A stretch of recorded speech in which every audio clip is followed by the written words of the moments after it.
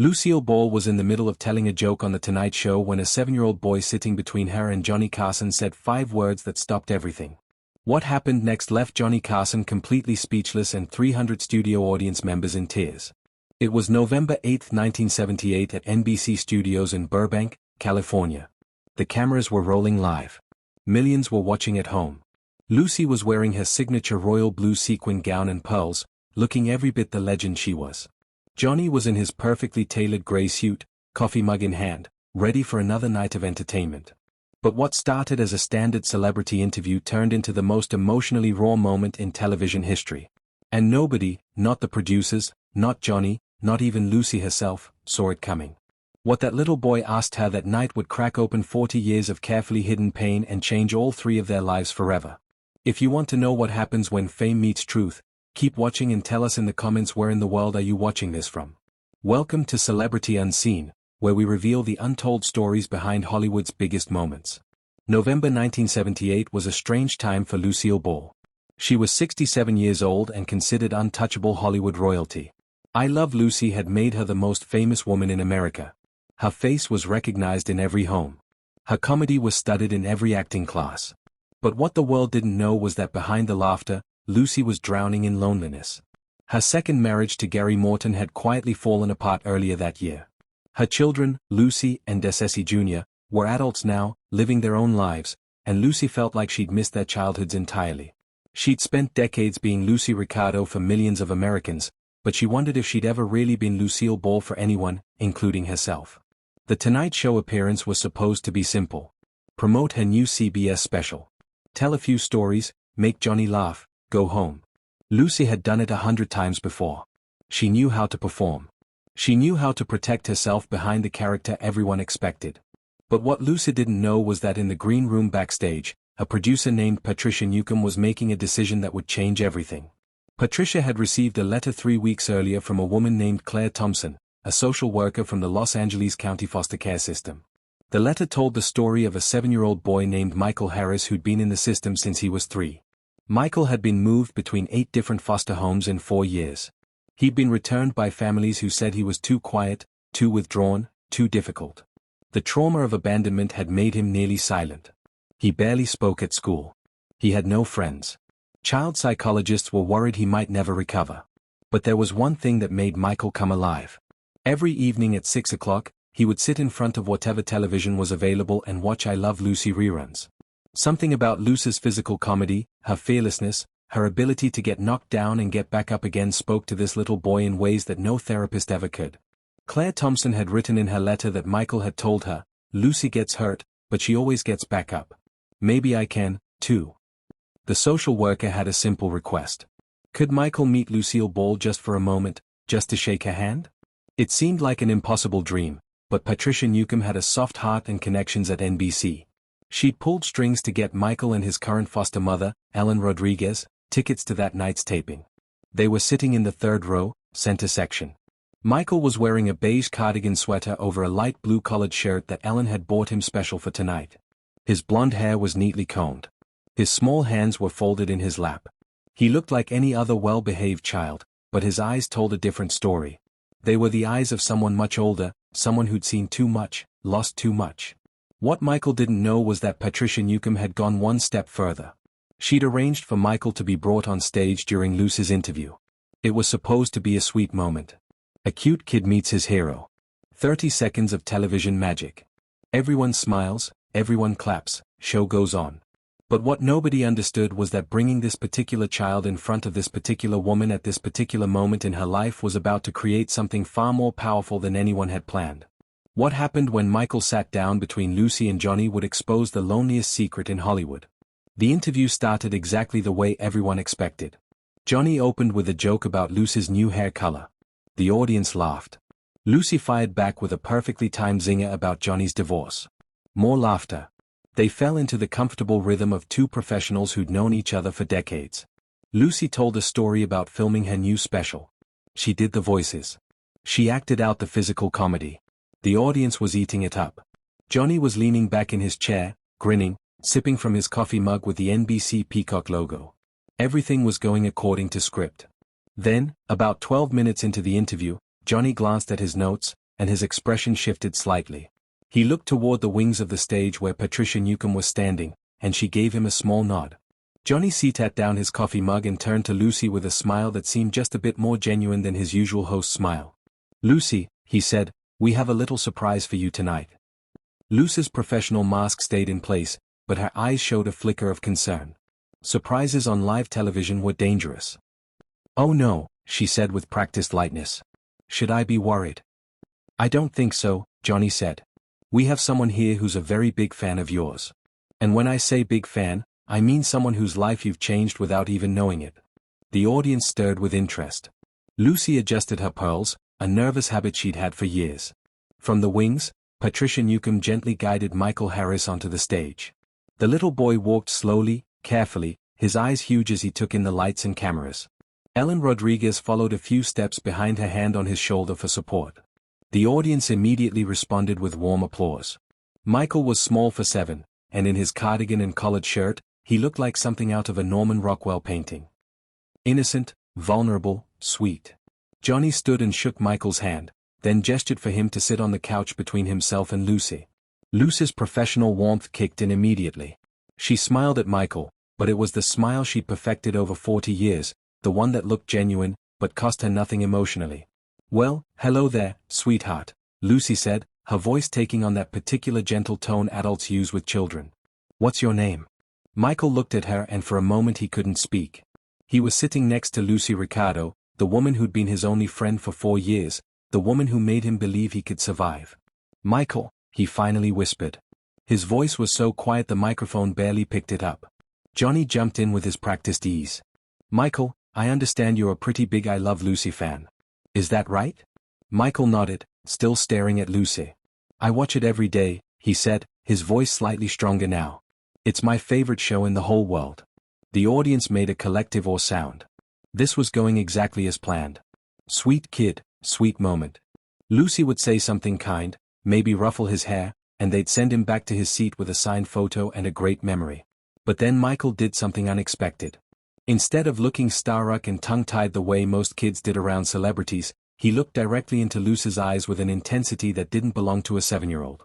It was the look of someone who'd learned to read people because his survival had depended on it. And what he saw in Lucy's eyes behind the professional warmth and the practiced smile was something he recognized. He saw loneliness. He saw pain. He saw someone hiding because he'd been hiding, too.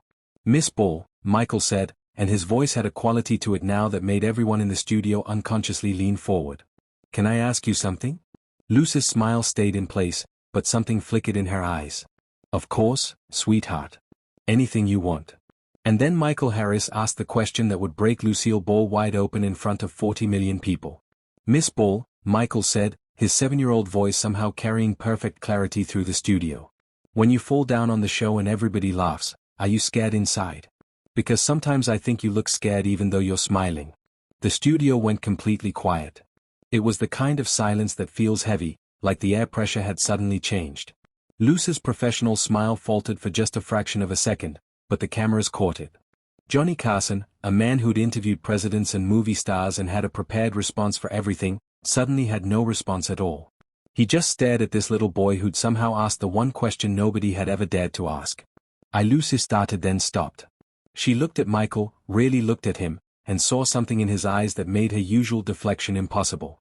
This child knew somehow he knew. That's a very smart question, Michael," Lucy said, and her voice was different now. Less performed, less protected. "Why do you ask that?" Michael didn't break eye contact. "Because I get scared a lot. People put me in different houses and I have to smile and be good so they'll keep me. But I'm scared inside all the time. And when I watch you on TV sometimes I think maybe you understand. Maybe you get scared too, even though you're so famous and everybody loves you." Something in Lucille Ball's chest cracked open. This 7-year-old boy had just articulated something she'd never admitted to anyone, including herself. The audience was completely still. You could hear someone's breath catch in the third row. Johnny Carson set down his coffee mug with shaking hands. "Michael," Lucy said, and her voice was trembling now. How did you know that?" "Because I watch your face," Michael said with the simple honesty of childhood. "Not the funny parts, your face. And sometimes when you're about to do something scary on the show, right before you smile, you look the way I feel inside. Like you're brave, but you're scared. Like you're going to do it anyway, even though it's hard. Tears filled Lucy's eyes. Her perfectly applied mascara began to run. Her hands covered in rings and jewels were shaking. "Sweetheart," she said, and her voice broke completely. "I've been doing this for 40 years, falling down, making people laugh, being brave when I was terrified. And in 40 years, nobody, not one single person, ever asked me if I was scared." The dam broke. Lucille Ball began to cry, really cry, in front of 300 studio audience members and 40 million television viewers. Not delicate celebrity tears, deep raw sobs that came from decades of hidden pain. Johnny Carson looked like he'd been punched in the chest. His usual quick wit, his practiced host persona. All of it evaporated. He reached for Lucy's hand, then pulled back, unsure what to do. Michael, this tiny 7-year-old who'd been through more trauma than most adults, did what came naturally to him. He moved closer to Lucy on the couch and took her jeweled hand in his small one. "It's okay to be scared, Miss Ball," he said softly. "My counselor says brave people are scared, too. They just do the hard things anyway. You taught me that. You taught me I can fall down and get back up." Lucy squeezed his hand and looked at him through her tears. "Michael, I need to tell you something. Can I tell you something true?" Michael nodded. The entire studio seemed to hold its breath. "I am scared," Lucy said, her voice raw and honest in a way it had never been on camera. "I'm scared all the time. I'm scared that I spent my whole life making strangers laugh while my own children grew up without me. I'm scared that I chose wrong. I'm scared that all of this," she gestured at the studio, the cameras, the audience, "all of this fame and success doesn't mean anything because I'm going home alone to an empty house every single night. I'm scared that I played a character so well that I forgot how to be a real person." The confession hung in the air like something sacred. Johnny Carson's eyes filled with tears. A woman in the front row was openly sobbing. A man in the balcony had his hand over his mouth. Then Johnny did something he'd never done in 16 years of hosting The Tonight Show. He stood up, walked around the desk, and sat down on the other side of Michael, completing a circle of 3 people holding hands. "Lucy," Johnny said, and his voice was thick with emotion. "I need to say something, too." For the next 8 minutes, Johnny Carson talked about his own loneliness, his failed marriages, the emptiness of going home after making millions laugh every night. He talked about the persona he wore like armor, and how exhausting it was to never let people see him as just Johnny, just a man who hurt and hoped and wondered if any of it mattered. The studio audience was no longer an audience. They were witnesses to something profound. Several people were crying openly. Others sat in stunned silence, and in the center of it all sat a 7-year-old boy holding the hands of 2 of the most famous people in America, teaching them both what it meant to be human. "Michael," Lucy said, wiping her eyes and smearing her mascara even more. "You just did something incredible. You asked me the most important question anyone has ever asked me, and I'm going to answer it honestly. Yes, I'm scared, but sitting here with you right now being real for the first time in decades, I'm less scared than I've been in years." What happened in the next segment would prove that this wasn't just a moment. It was a transformation. The producers cut to commercial break, but nobody in that studio moved. Lucy kept holding Michael's hand. Johnny sat beside them, his perfectly groomed silver hair slightly disheveled from running his hands through it. Patricia Newcomb stood in the wings with tears streaming down her face, realizing she'd helped create something far bigger than a sweet TV moment. During the commercial break, something remarkable happened. Ellen Rodriguez, Michael's foster mother, came onto the stage. She was a 52-year-old woman from East Los Angeles who worked 2 jobs to support the foster children she took in. She wasn't supposed to be on camera, but she walked right up to Lucy Ball and said something that would matter more than any award Lucy had ever won. "Miss Ball," Ellen said, her voice shaking. "Michael has been with me for 6 months. In 6 months, I've barely heard him speak 20 full sentences. He has nightmares every night. He won't let anyone touch him. He won't make eye contact. But every evening at 6 o'clock, he watches your show. And for 30 minutes, he smiles. For 30 minutes, he's not scared anymore. You've been more of a mother to him than anyone since his real mother disappeared. I just thought you should know that." Lucy stood up from the couch, her expensive gown sparkling under the lights, and pulled Ellen into a tight hug. Then she turned to Michael and knelt down so she could look him in the eyes at his level. Her knees cracked audibly, and she laughed through her tears.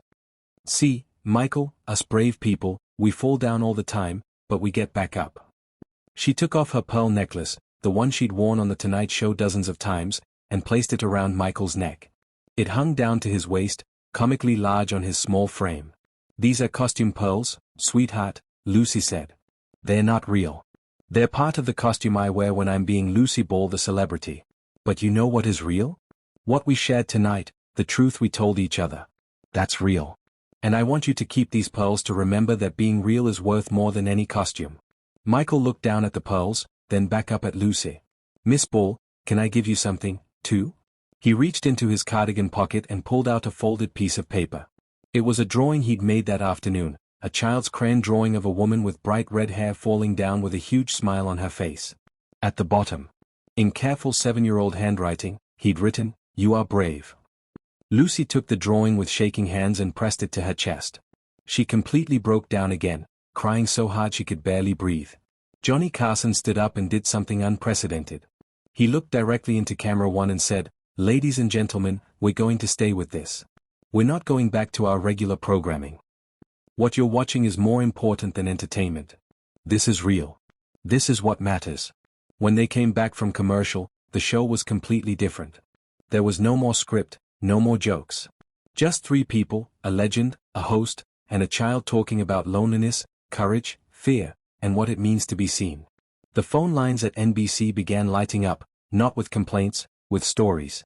People calling to share their own moments of loneliness, their own struggles with wearing masks, their own gratitude for this moment of raw truth. Johnny opened up the conversation to the studio audience.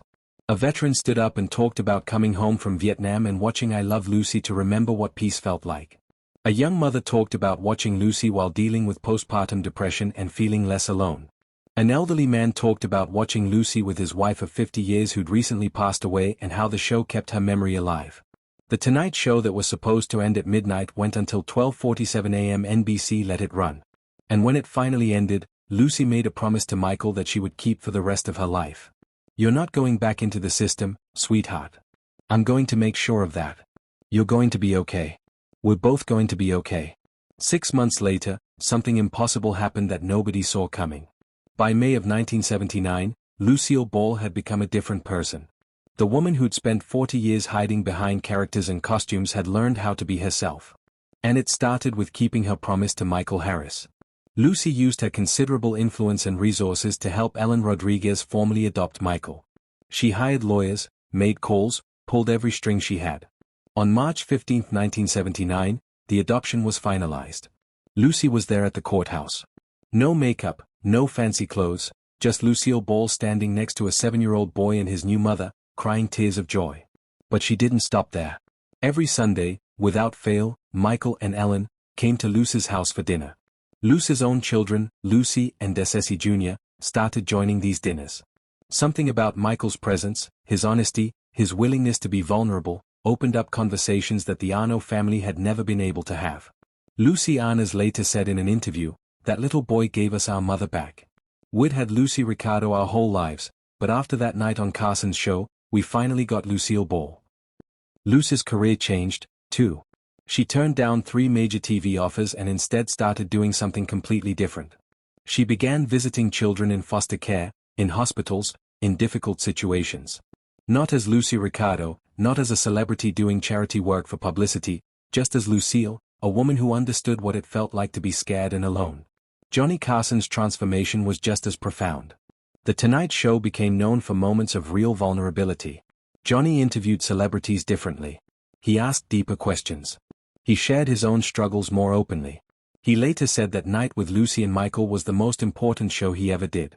"We spend our whole lives entertaining people," Johnny said in his memoir years later. "But that night, a 7-year-old taught us that connection matters more than entertainment. Truth matters more than performance."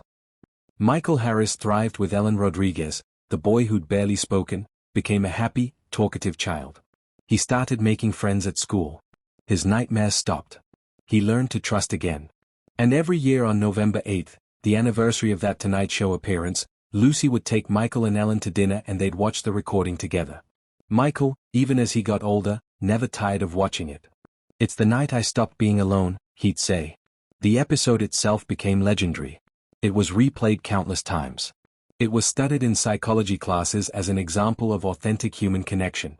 It was preserved in the Library of Congress as culturally significant television. But the real miracle wasn't what happened on TV. It was what happened after. Lucy lived another decade until 1989. And those were her happiest years. She spent them with family, with Michael, with real relationships instead of celebrity ones.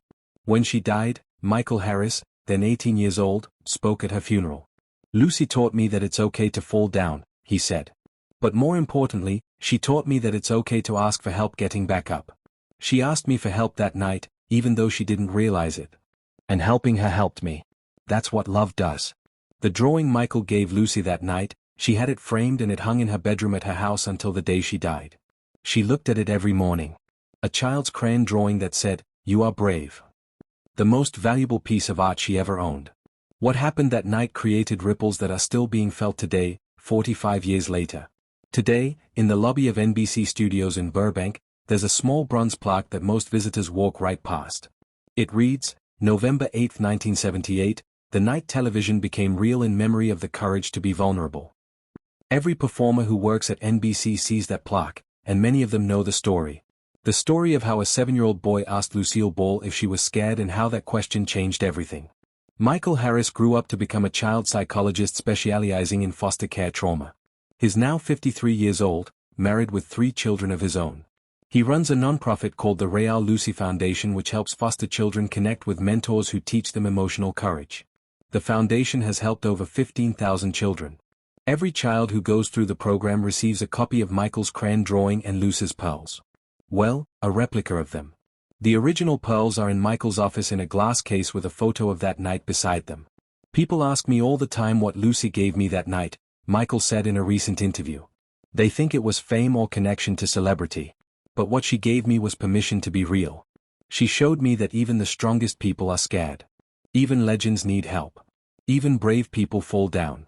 And that changed my life. The Tonight Show episode has been watched over 50 million times on various platforms. It's used in therapy training. It's shown in communications classes. It's referenced in books about authentic leadership because what happened that night wasn't just touching, it was transformative. Johnny Carson's final episode of The Tonight Show in 1992 included a clip from that night. He told the audience, "I interviewed 22,000 guests over 30 years, but one interview changed me forever. A 7-year-old taught me what really matters. Not the laughs, not the ratings, the connection, the truth, the courage to be real." The story reminds us all of something we forget too often. We never know who's watching. We never know who needs our truth. We never know when being vulnerable might save someone's life or our own. Lucille Ball spent 40 years being bulletproof, being untouchable, being Lucy Ricardo. But the night she let a 7-year-old see her fear, that's the night she became truly legendary, not for what she performed, for who she was willing to be. If this story moved you, if it reminded you that vulnerability is strength and truth is sacred, do us a favor. Hit that subscribe button. Share this video with someone who needs to hear it. And tell us in the comments, have you ever had a moment when being real changed everything? We want to hear your story because here at Celebrity Unseen, we believe the untold stories are the ones that matter most. Thanks for watching and remember, it's okay to be scared. Just ask for help getting back.